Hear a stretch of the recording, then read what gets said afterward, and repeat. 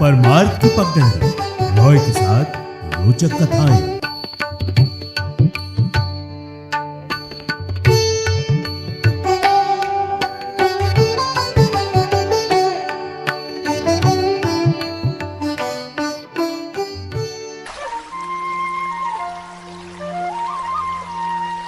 रॉय के साथ royal FM पर आपका एक बार फिर से स्वागत। और आज नदी श्रृंखला के अंतर्गत कथा ताप्ती नदी की।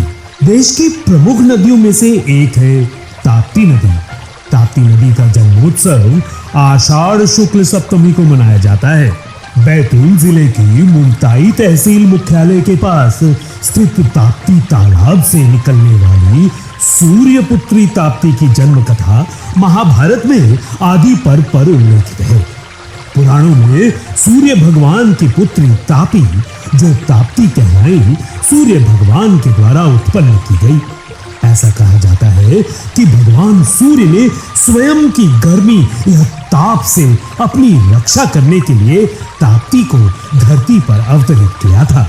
भविष्य पुराण में ताप्ती महिमा के बारे में लिखा गया है कि सूर्य ने विश्वकर्मा की पुत्री संज्ञा संजना से विवाह किया था। देवी संजना से उनकी 2 संतानें हुई, कालिंदी और यम। उस समय सूर्य अपने वर्तमान रूप में नहीं वरन अंडाकार रूप में थे।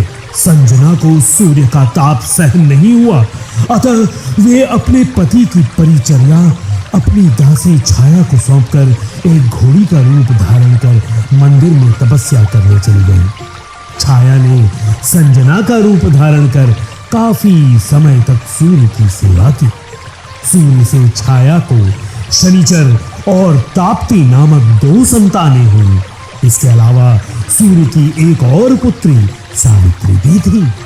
सूर्य ने अपनी पुत्री को यह आशीर्वाद दिया था कि वो विनय पर्वत से पश्चिम दिशा की ओर बहेंगी। पुराणों में ताप्ती के विवाह की जानकारी पढ़ने को मिलती है।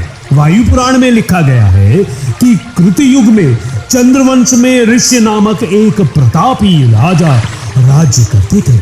उनके एक सवर्ण को गुरु वशिष्ठ ने वेदों की शिक्षा दी। एक समय की बात है कि सवर्ण राजपाट का दायित्व गुरु वशिष्ठ के हाथों सौंपकर जंगल में तपस्या करने के लिए निकल गए। वैभराज जंगल में सवर्ण ने एक सरोवर में कुछ अप्सराओं को स्नान करते हुए देखा, जिनमें से एक ताप्ती भी थी। ताप्ती को देखकर सवर्ण मोहित हो गया और सवर्ण ने आगे चलकर ताप्ती से विवाह कर लिया। सूर्यपुत्री ताप्ती को उसके भाई शनिचर यानी शनिदेव ने यह आशीर्वाद दिया था कि जो भी भाई बहन यम चतुर्थी के दिन ताप्ती और यमुना जी में स्नान करेगा, उनकी कभी भी अकाल मौत नहीं होगी। प्रतिवर्ष कार्तिक माह में सूर्यपुत्री ताप्ती के किनारे बसे धार्मिक स्थलों पर मेला लगता है, जिसमें लाखों की संख्या में श्रद्धालु नर नारी कार्तिक अमावस्या पर स्नान करने के लिए आते हैं। राजा दशरथ के शब्द भेदी से श्रवण कुमार की जल भरते समय अकाल मृत्यु की कथा तो आपको याद ही होगी। पुत्र की मौत से दुखी श्रवण कुमार के माता पिता ने राजा दशरथ को श्राप दिया था कि उसकी मृत्यु पुत्र मोह में होगी। राम के वनवास के बाद राजा दशरथ भी पुत्र मोह में मृत्यु को प्राप्त कर गए, लेकिन उन्हें जो हत्या का श्राप मिला था, उसके चलते उन्हें स्वर्ग की प्राप्ति नहीं हो सकी। ज्येष्ठ पुत्र के जीवित रहते अन्य पुत्र द्वारा किया गया अंतिम संस्कार एवं क्रियाकर्म भी शास्त्रों के अनुसार मान्य नहीं है। ऐसे में राजा दशरथ को मुक्ति नहीं प्राप्त हो सकी थी। राजा दशरथ द्वारा ताप्ती महात्म्य की बताई गई कथा का भगवान मर्यादा पुरुषोत्तम को ज्ञान था, इसलिए उन्होंने सूर्यपुत्री देव कन्या मां आदि गंगा ताप्ती के तट पर अपने अनुज लक्ष्मण एवं माता सीता की उपस्थिति में अपने पितरों एवं अपने पिता का तर्पण कार्य ताप्ती नदी में किया था। भगवान श्री राम ने 12 लिंग नामक स्थान पर रुककर यहाँ पर भगवान विश्वकर्मा की मदद से 12 लिंगों की आकृति ताप्ती के तट पर स्थित चट्टानों पर उकेर कर उनकी प्राण प्रतिष्ठा की थी। 12 लिंग में आज भी ताप्ती स्नानागार में कई ऐसे स्थान हैं जो कि भगवान श्री राम एवं माता सीता के यहाँ पर मौजूदगी के प्रमाण देते हैं। एक अन्य कथा के अनुसार दुर्वासा ऋषि ने देवल घाट नामक स्थान पर बीच ताप्ती नदी में स्थित एक चट्टान के नीचे से बने सुरंग द्वार से स्वर्ग को प्रस्थान किया था। शास्त्रों में कहा जाता है कि यदि भूलवश या अनजाने में किसी भी मृतदेह की हड्डी ताप्ती के जल में प्रवाहित हो जाती है तो उस मृत आत्मा को मुक्ति मिल जाती है। जिस प्रकार महाकाल के दर्शन करने से अकाल मौत प्राप्त नहीं होती, ठीक उसी प्रकार किसी भी अकाल मौत के शिकार बनी देह की अस्थियां ताप्ती जल में प्रवाहित करने या उसका अनुसरण करके उसे ताप्ती जल में प्रवाहित किए जाने से अकाल मौत का शिकार बनी आत्मा को भी प्रेत योनि से मुक्ति मिल जाती है। ताप्ती नदी के बहते जल में बिना किसी विधि विधान के यदि कोई भी व्यक्ति अतृप्त आत्मा को आमंत्रित करके उसे अपने दोनों हाथों में जल लेकर उसकी शांति एवं तृप्ति का संकल्प लेकर यदि उसे बहते जल में प्रवाहित कर देता है तो मृत व्यक्ति की आत्मा को मुक्ति मिल जाती है। सबसे चमत्कारिक तथ्य ये है कि ताप्ती के पावन जल में 12 महीने किसी भी मृत व्यक्ति का तर्पण कार्य संपादित किया जा सकता है। इस तर्पण कार्य को ताप्ती जन्मस्थली मुल्ताई में निःशुल्क संपादित किया जाता है। ताप्ती नदी के जल में मुल्ताई से लेकर सूरत तक गुजरात में कोई भी व्यक्ति किसी भी धर्म जाति संप्रदाय वर्ग का अपने किसी भी परिजन या परिचित व्यक्ति की मृत आत्मा का तर्पण कार्य संपादित कर सकता है। सूर्यपुत्री मां ताप्ती भारत की पश्चिम दिशा में बहने वाली प्रमुख 2 नदियों में से एक है। ये नाम ताप अर्थात उष्ण गर्मी से उत्पन्न हुआ है।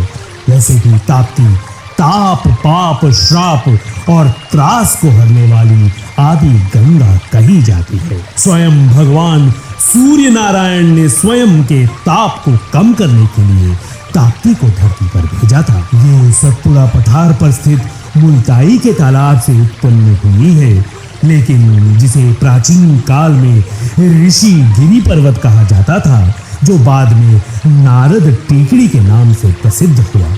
इस स्थान पर स्वयं ऋषि नारद ने घोर तपस्या की थी। मुल्ताई का नारद कुंड वही स्थान है जहां ताप्ती पुराण चोरी करने के बाद नारद को शारीरिक व्याधि हो गई थी और यही स्नान के बाद उन्हें कोढ़ से मुक्ति मिली थी। ताप्ती नदी सतपुड़ा की पहाड़ियों एवं चिखलदरा की घाटियों को चीरती हुई महाखड्ड में बहती है। माता ताप्ती वैसे तो मात्र स्मरण मात्र से ही अपने भक्त पर मेहरबान हो जाती है, लेकिन किसी ने उसके अस्तित्व को नकारने की कुचेष्टा की तो वो फिर शनिदेव की बहन है और कब किसकी साड़े साती कर दे कहा नहीं जा सकता।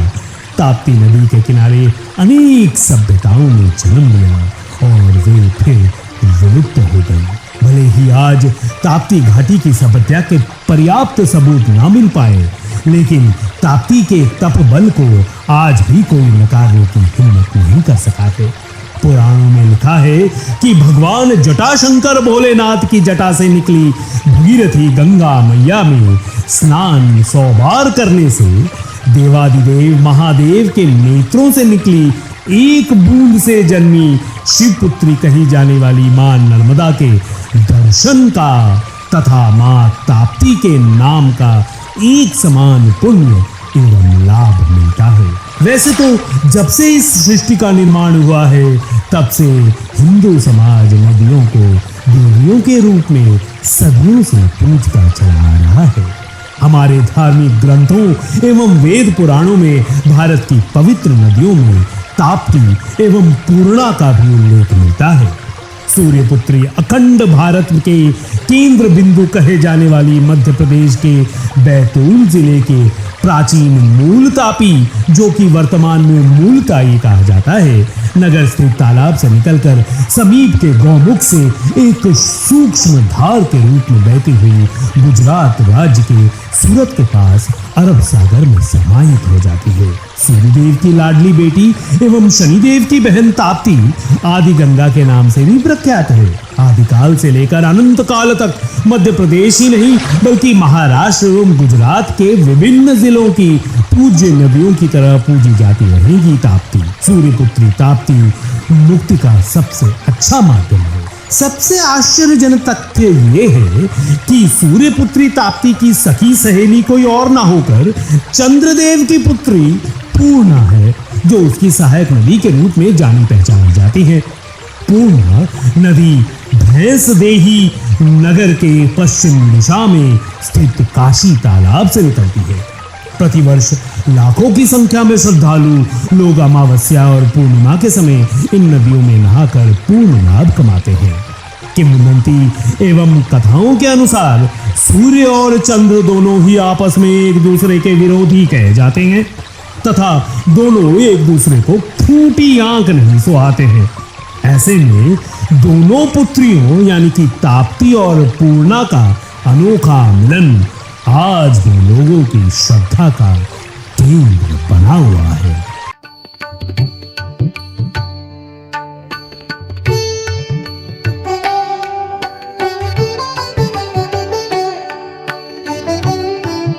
रॉय के साथ रोचक कथा परमार्थ की पगडंडी।